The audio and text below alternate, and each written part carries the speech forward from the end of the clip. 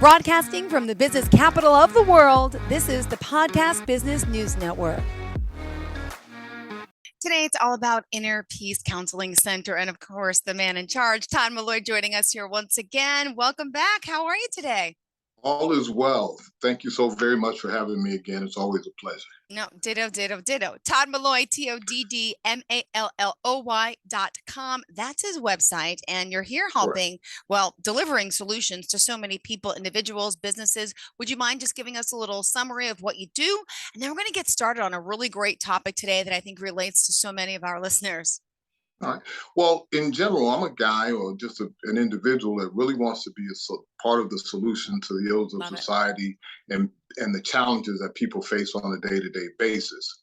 It's really fostered through my life's experience, starting off in a single-parent family with mental health issues and the socioeconomic stressors and challenges. Being able to challenge through them, go to college, become an applied scientist, mechanical engineer, go into corporate America, seminary school, pastoring, to where I'm a licensed marriage and family therapist, certified sex therapist, certified sexuality educator, which sounds very eclectic. And oh my God, you're the greatest nerd in the world. Yes, I am. However, it's all coming together such that I can offer myself to the world, my offering to the world as a life and business strategist, helping people work through life and professional challenges that they can live a life worth celebrating on all layers of their lives. And that's who I am. That's who my offering is. And it just comes through my own life, both experientially, academic learning, and also professional learning. Beautiful. And I know today we're going to talk about the work-life balance that all of us have to juggle in our lives. And it's really becoming ever so complex. Would you mind sharing a little bit about that? Yes, oftentimes when we think about work-life balance, we start with the how-to books, and they have all of the step 1, 2, 3, 4, 5. I really have a challenge to you and to the listening audience that as a result of all of what's going on in today's society, which it's moving faster as it is, to your point, becoming more and more complex, we fail to recognize, and just to kind of summarize it, about 94% of the service professionals work in excess of 50 hours a week. In addition to working on the weekend, whether they come into the office or not, they're doing paperwork. I have clients leaving the house at 8 o'clock in the morning, coming home at 10:30 at night, but they got wives and families and conflicting demands. 80% thereabouts consider ourselves to be workaholics, even though we consider taking into account work-life balance when we take on roles and positions. Actually, when we're in it, it doesn't always manifest that way.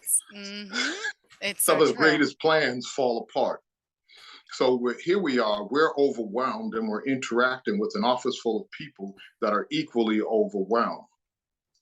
Think about this. In the competing conflictions that we have in life, we may have a drive, a focus, a purpose. Then you got CNN, you got Fox News, you have all of the social media, everything distracting us, pulling at us. So how do we cope with this and find successful ways of balancing life? And my contention is it's not from adding more things. It's about understanding foundationally what's going on with us. And do we have a really solid underpinning as a result of the narratives, the stories that we've created in our mind about how we guide our mind stresses and pressures in life? And assuring that our psychological, mental health, well-being, understanding of ourselves is solid enough so we can build a house. Who builds a house or a brick house on stilts or on sand? No, we need a solid foundation. Yeah. My challenge is over the last 6 years, we've had so many changes going on. The 2016 election, the political unrest, you name it. We've seen it.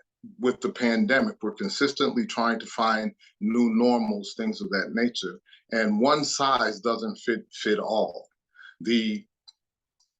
In general, I'm saying that in order to really create work-life balance, you have to start from within, not from without. To really understand what our narratives are about life, that may be hindering our ability to really achieve our success. There's an example of a young woman that I'm working with who's a high ranking professional doing a lot of things in both religious and professional circles. She comes from a family that there were no strong, healthy emotional connections. Even though you're in a group, a family of 4, 5, 6, sometimes you can still feel like an individual. She's a college accomplished, professionally accomplished. However, when it comes to emotional connections, emotional intelligence, really understanding the triggers that cause reactions or adverse reactions that have adverse rippling effects throughout our lives, they become more and more complex and more affecting as she progresses in life. So now she came to see me because she's hearing from her working public and even in her personal relationships that she's Mhm. overly defensive. But by being overly defensive, she's pushing away clients. She's pushing away key stakeholders. She's pushing away the even her personal relationships. And she's wondering why, because she's read the self-help books. She has advanced degrees. She has the corporate training. What it is that the added stresses and pressures are actually shaking the foundation of who she is, and Mhm. subsequently adversely impacts her life. So now, as a result of that, what we're doing is we are kind of working on her to understand about her own, what her triggers are, because again, we respond to triggers, not necessarily words and environment. The environment can look good. We can have the mask on that the representative that I call it. However, underneath all of that, there is a disturbance. However, that disturbance comes from interactions that we have, facial expressions, tones of voice, our own personal insecurities and how they impact us. So, for example, this young woman has a narrative in her mind that she's an island. She has to do it on her own. She really can't depend on people, and people at Yep. some point or another will disappoint me. But if that's the underpinning of your Yep. thinking, Mhm. how do you get past people that you're supposed to depend on? How do you delegate and trust that they're going to do it without micromanaging them? I.e., in turn, as you're micromanaging others, you're missing steps in your own dynamic where you can become successful. This is my challenge today, or what I'm posing today is it's time to start looking inward, Yep. really understand who you are. Mhm. We are taught so much to look outwardly and accept external cues about how we should do what we should do. However, again, the challenge is to look inward and really understand what's going on. Understand that, hey, am I being driven by Mhm. anxiety? Am I being driven by pain? Why am I avoiding conflict? Because Mhm. in business, and no matter if service industry, manufacturing, whatever, there's always conflict. And that conflict is sometimes necessary to grow. But if you're conflict avoidant, how do you manage that? For example, Jill, True. irrespective, when I see you, you look professional and you do I'm what in you my do summer well. clothes today, but thank you. Professional, but Yes, and summer like. I've did some research on you, and you've interviewed Brad Pitt and all of these things. Yeah. However, but I also know you have a family. Yeah, I also that's know what you have matters. young children. Yeah, yeah, yeah. Two little I boys. also know you have, so even though you're interviewing Brad Pitt and all of these things, Means you have nothing. competing, but meanwhile, in 5 minutes, you're going to get a call from your husband, or in an hour or 2 hours, you got to make it home to cook dinner, herd the kids, do the homework, and do all of these things. How do these things not impact the other layers of your life? How you interview, how you show up to meetings, Yeah. things of that nature. I often ask questions, why are we so concerned, or why are we so afraid of us? Now, we need to understand with all these shifts and changes that are going on in life, we are consistently, over the last 6 years, going through a period of grief and loss. People think when we talk about grief and loss, it's ideally associated to death or circumstances around death. But grief and loss is associated to a loss of an ideal, loss of hope, loss of joy. We go through the same grieving process. So again, going back to my point, over the last 6 years, we've been on highs, lows, and having a hard time stabilizing because we appear to be in a constant state of flux. However, but think about it this way: when a tree has a solid root system, no matter what the storm, the tree bends, it flows, it flaps, it does all of those things, but it stays stationary at its base because it has a solid foundation. It understands its nutrients, it understands its resources, and it can weather the test of time, whether it's raining, cold, storms, or otherwise. Does that make sense? Absolutely does. Thank you. So Yeah. with that understanding is the challenge of, hey, what is that root? What is going on inside of you, and how do we begin? So for example, just to clearly articulate how societally I think we set ourselves up to fail is prior to our brains being completely formed, we're making life choices and decisions. The prefrontal cortex of the brain, where we make the executive decisions, the healthiest choices and decisions for our life at any level, doesn't fully develop until we're in our late 20s. Yeah. But prior to we're in our late 20s, by the time we're 18, we're supposed to figure out who and what we are and want to be for the rest of our lives. Mm-hmm. 50% of the people that get married, women tend to get married around 25. That first 50% of people in society gets married. Men are about 27. But this is the very same moment your brain is just becoming whole, Yeah. complete, and fully functioning. So even before we've even began living life in a fully healthy brain, we've already made life decisions. We're already on a track. And then in the midst of that, in the midst of our 30s, mid 30s, we recognize, hey, something's off. Yeah. It's because foundationally, we're making choices and decisions before we're adequately prepared. Subsequently, there are kinks in the armor as we go. So it's now that we're in a whole and complete brain, is when we actually have to go back and begin to do our own work and on why we're impacted by life, why we're impacted by these stressors, whether it's the kids screaming, the requirements, the job pressure, relationship issues. Why are they triggering? Why do I see myself on a hamster wheel stumbling over the same things? And my challenge to everyone is to begin to look within. That means do somewhat of a brain dump. That's the first thing is do a brain dump.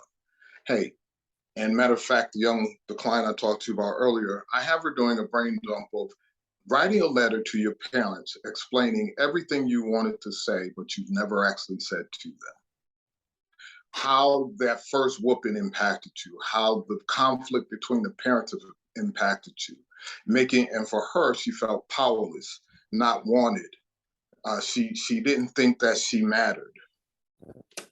And then describe how it has a rippling effect, or after you write it, do the vomit. It's really to process it, to really understand the rippling effect, because again, as I've always mentioned, nothing happens in a vacuum. Because if I'm not secure within myself, how can I truly be secure in my profession and in the direction that I'm going? Because I'll consistently be second guessing myself. I will consistently put myself in analysis paralysis. I will I like that. consistently have a Analysis level of paralysis. anxiety that's Mm-hmm. like, I will consistently begin to let anxiety be an anxiety driven as opposed to being strategic. When I'm anxiety driven, I stumble over my own feet. When I'm strategic, I'm calculating and I'm looking at mitigation plans. I'm understanding where the obstacles, the strongholds are. Example, even though in corporate America, I've done a lot of things, and even in my therapeutic office, I've done a lot of things, and people can be hostile, etc. However, I come from an expressively almost violent family at times. Yeah. So loud noises impact me they're a trigger. It makes me feel like I'm under attack. However, as a result of that and doing the work that actually I encourage my listeners and I encourage my clients, doing that work within, I understand my triggers. I understand how loud noises make me feel fearful or under attack. So Yeah. I'm in a meeting with Motorola when I worked for Motorola at the time, and they're yelling, screaming, cussing, Wow. throwing things across each other. This is actually a professional business meeting. My colleagues are red in the face, they're nervous, and they noticed that I was calm because I understood myself enough. I understood that I was nervous. I understood I was calm. But understanding that allowed me to build coping skills and strategies, breathing techniques, things of that nature to keep me stable, rooted, and grounded, such that no matter how adverse the environment, I stay comfortable enough to articulate the appropriate information to accomplish success. But if I haven't done that homework, if I really haven't understood my triggers that cause me to fail, to stumble over myself, or even understand where my inadequacies are Yep. and develop coping skills and strategies, when it's time to perform, am I really able to Are you? perform at my best self? Mm-hmm. Does that make sense? How are you hearing what I'm saying? Or how do you receive what I'm saying? Yeah, you need to do that to perform, I think, your best self. I personally, the way I do it is Mhm. I like, well, we all like positive reinforcement, right? But you're not getting it all the time. And I miss those days of having those big business meetings to a point. But when Mhm. you're dealing with clients and coworkers, remaining cool and calm is the best way. But it also makes you look at the big perspective of how, unfortunately, a lot of corporate America is and acting. They're acting like children instead of being Right. professionals, being hardworking, being more teamwork makes the dream work. And when you work together, but people, I think, get so personal. It's just bizarre that people can't, as adults, work together. It's like a child's room. Right. Like it's a kindergarten room, having everyone at a table and people acting up that way. But see, that's not me. And I'd be more the stand back person myself. That's more intuitive, more questioning, sitting back, like, Yeah. okay, I'd make a light joke of it. But Mhm. I don't understand how people in business can actually be that way. And how can you, like, how do they Yeah. have jobs if they Right. But can't the point handle is things? think about it this way. We oftentimes look at other people and say, if they could do something different, True. What about us? Now, how do as I opposed to step looking up? at ourselves. We have the most power and control over ourselves, not other people. So do you And stand if up? you Did you say, do you stand up? Did you stand up and say anything? And you were quiet and calm, but did you say, like, maybe we should think about this differently? Or like, what did you correct, eventually? exactly. But And in that situation, I stood up and said, I understand why everybody's in the position they're feeling. I but understand how they're saying how you feel. I understand how you got there based on the data we have available. However, going back and forth like this is not gonna get counterproductive. us. Uh-huh. I even do it in my office when couples are arguing, yelling, and screaming. I say, ladies and gentlemen, you can argue for free at home. You don't have to pay me to watch this. We're here for solution. So if we're here Yes. for solution, if we can, everybody can calm down, one person can speak at a time, is to redirect what's going on. But you can only redirect and create that when you have an internal calmness and Yeah. internal peace within yourself and a security about who you are, what you bring to the table, and that your toolbox is fully equipped to address any adversity around you. So, for example, Jill, I'm much your senior, and I'm assuming you I'm don't dye your hair. 44. Yeah, well, okay, I got you beat by some decades. Oh, you would never know. I, But go ahead. What were you saying about my hair? okay, no, but my point is this: is that in the midst of that, I kind of lost my thought there. You said something about my hair. Did you say hair? Yeah, no, I'm just saying. I was just saying how by perception, I'm a little older than you are. Okay, And I got it. said, Yeah, yeah. unless you dye your hair, because I'm maybe Oh, the oh, oh, audience see, I can't didn't see hear that the part. Okay. audience. Yes, the radio audience can't see the gray hair that I have.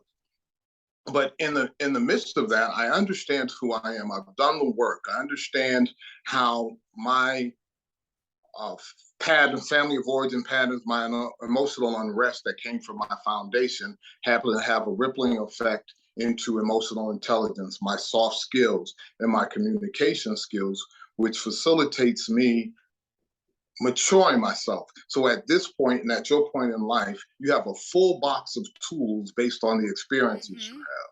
So even though you may come across a new situation that creates stress, anxiety, and all of these things, when you've done the homework, you recognize that, hey, there are no new emotions, there are no new feelings.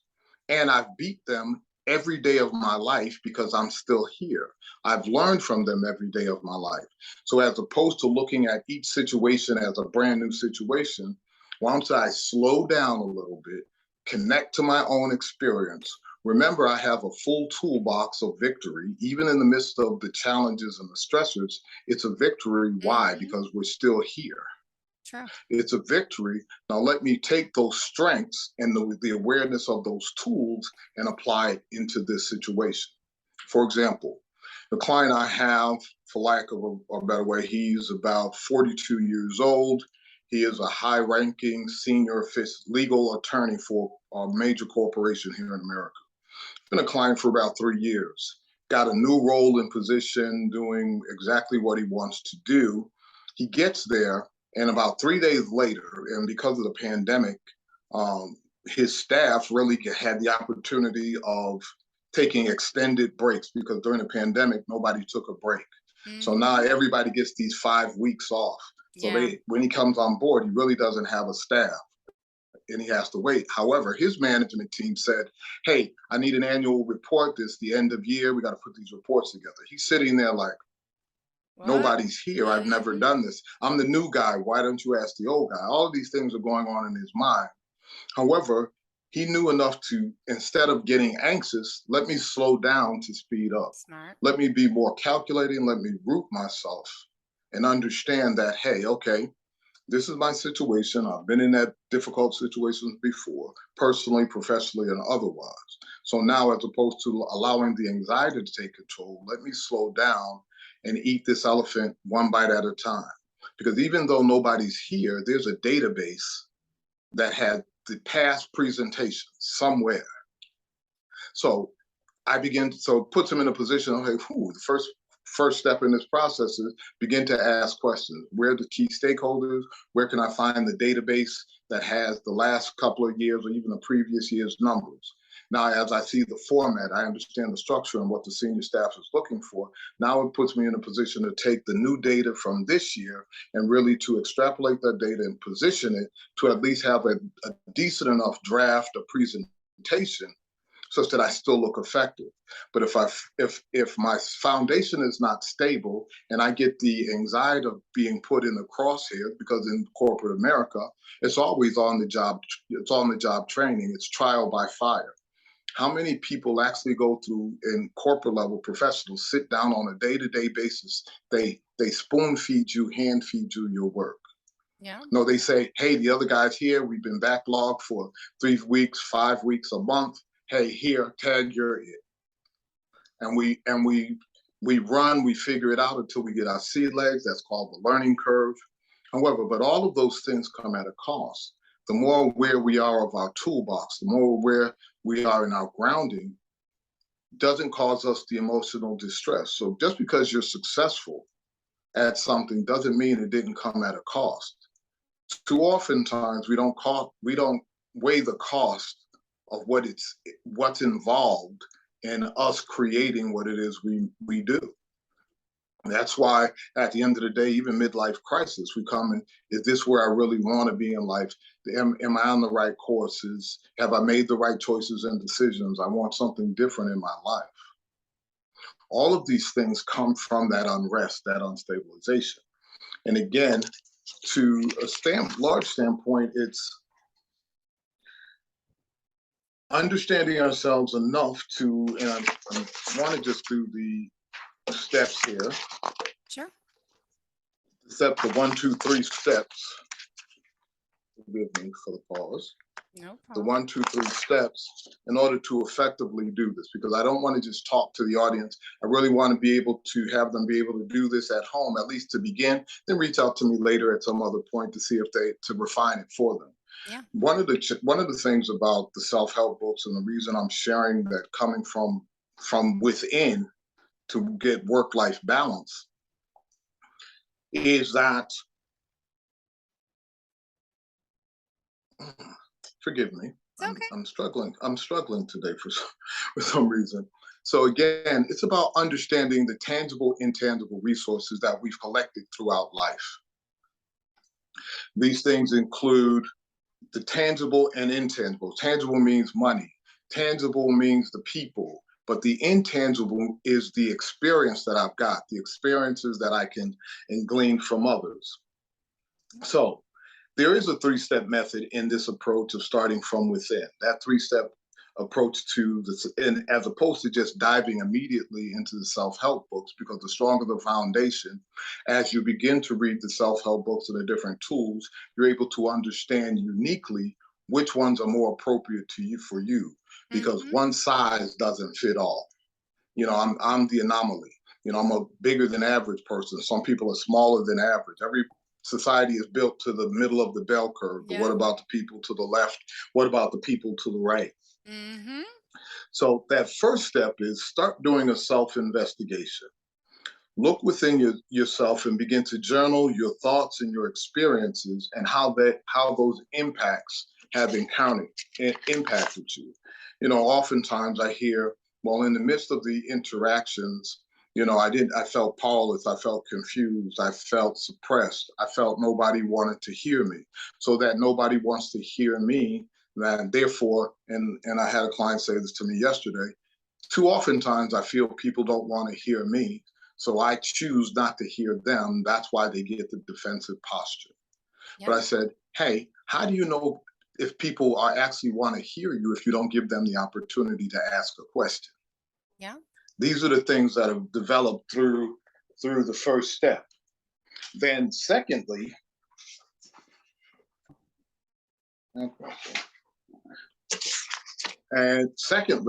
after you do the brain dump, is to process the rippling effect that these things have. So if I don't feel insecure as a child, how is it impacting me as I've moved forward? How has it impacted me throughout my life, throughout my relationships, through my professional acumen, within my own household, and my personal self-security?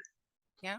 In completing step two, I really begin to identify what my triggers are that consider my emotional unrest, and then begin to create the coping skills. Hey, ladies and gentlemen, I'd love to present, and even in the midst of this, me stumbling, I'm actually, as opposed to holding it in, I'm actually communicating with my public where I am, what's going on. I'm working through it. Yes, I'm aware of what's going on. Give me a moment to recalibrate and I'll get there, as opposed to internalizing these things and making it more prevalent of the stumbling. Yeah. I actually know, keep process out loud. Don't internalize it, because if you internalize it, you begin to create greater and greater anxiety. Mm-hmm. Greater and We greater all have, anxiety yeah. facilitates you becoming stumbling more and more. But all of these coping skills are as a result of my understanding of my rooting, grounding, and pinning, practicing those skills, and then then I can execute in a more effective manner. That makes sense? Absolutely does. So again, in completing step two, is basically really understanding the triggers, the emotional unrest, identifying the coping skills and strategies, and transform those into whatever you want to and apply them. If we have time, uh, in regards to the journaling, I did want to give an example of the journaling, just such that as the listening audience chooses to do this, they have something to build on. Sure. I gave a client a challenge to write a journal, and he said, I was recommended to journal about disappointments I have experienced in my life. Mm. I have consistently attempted to do the best I can do, yet I feel as though I am constantly disappointed or dumped on. Words have no meaning. People put them out there, but are not willing to hold themselves accountable for what they say or the impact of what they say has on other people. I'm just to say, okay, I feel taken advantage of and taken for granted. And they demonstrate that they don't value me. It started with my mother, it translated into my father. My parents take credit for my successes, but have not made any investment mentally, physically, emotionally, or financially.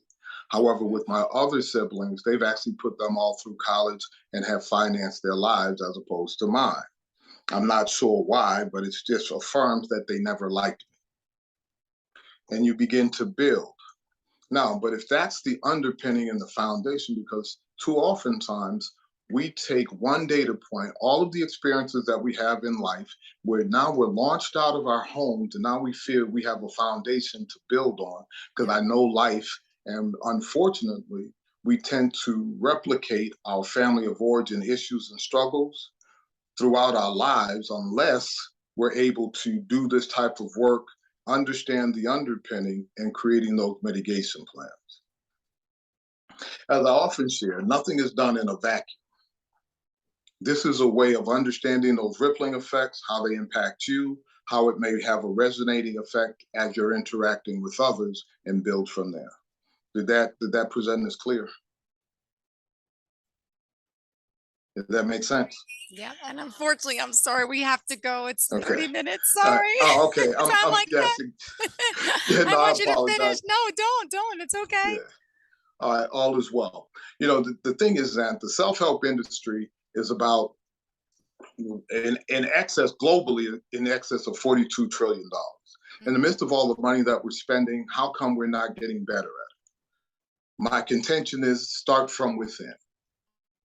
So again, in respect of time, for those that may want to reach out to me, you can reach out to me at toddmalloy.com. Feel free to reach out to us, Todd Malloy, on Instagram, Facebook, on LinkedIn, or feel free to reach out to us at 704-937-2286.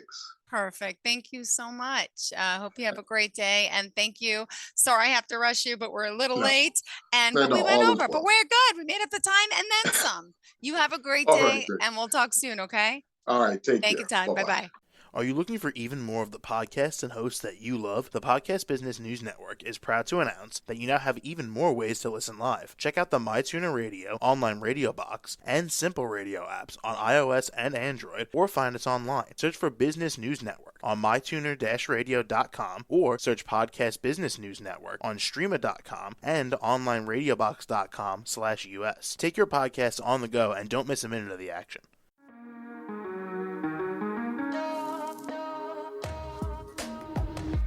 Broadcasting from the business capital of the world, this is the Podcast Business News Network. For nearly 2,000 severely injured veterans, everyday life has become filled with barriers. Day-to-day simple tasks can become pretty daunting. I have to carry my chair up 2 flights of steps or have somebody do it for me. What scares me the most is just the falling. When I'm struggling with my house, I think, to have that one great barrier just knocked down, it's crucial. Home for Our Troops is a wonderful nonprofit that builds a mortgage-free, fully adaptive, handicap-accessible house. And there's no catch. It'll be our very first home that we've ever owned. This is a game changer. This is where your life begins again. We need you to join us in completing this important mission. Please visit hfotusa.org and help build homes and rebuild lives. Because of you, everything's going to be okay.